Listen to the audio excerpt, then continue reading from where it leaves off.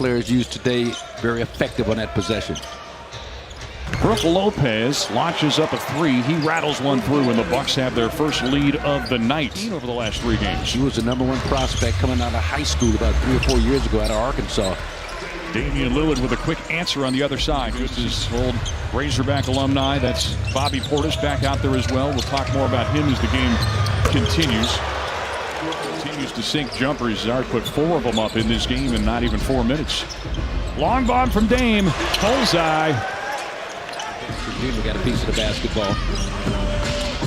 Here's Bobby Portis. Nice spin move. Man, he looks good for a guy who hasn't played in 6 games. 30% this season.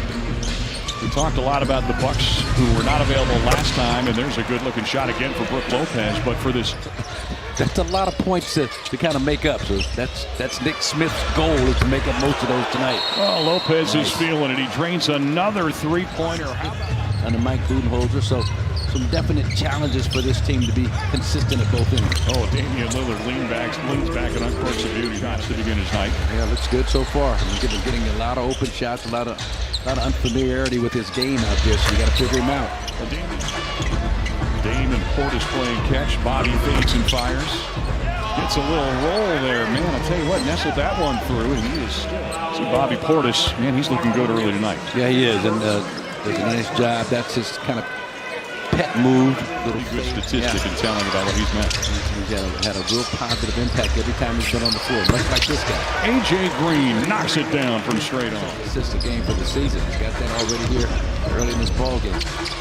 There's a three-point try on the way from Gary another one. Jr. Give him another one. 10-point lead, trying to straight a little further here after they saw that lead cut down to 3.